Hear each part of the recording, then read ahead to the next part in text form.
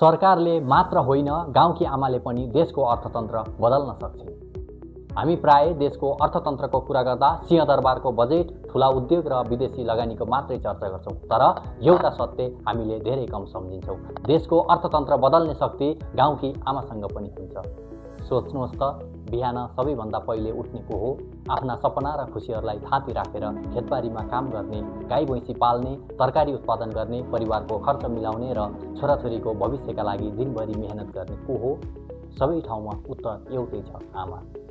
हामीले अर्थतन्त्रलाई केवल ठुला भवन, बैंक र उद्योगसँग जोडेर हेर्छौँ, तर अर्थतन्त्रको सुरुवात त घरको चुलोबाट हुन्छ। एउटा परिवार आर्थिक रूपमा बलियो भयो भने गाउँ बलियो हुन्छ, गाउँ बलियो भयो भने देश बलियो हुन्छ।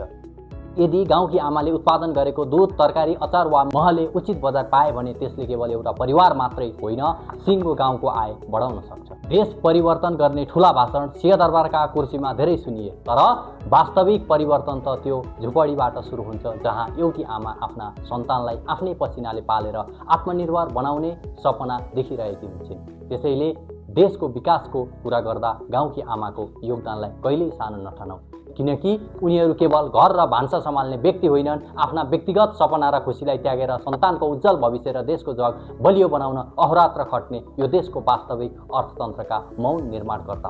अब प्रश्न तपाईलाई, नेपालको अर्थतन्त्र बलियो बनाउन सबैभन्दा ठुलो भूमिका कसको हुन सक्छ?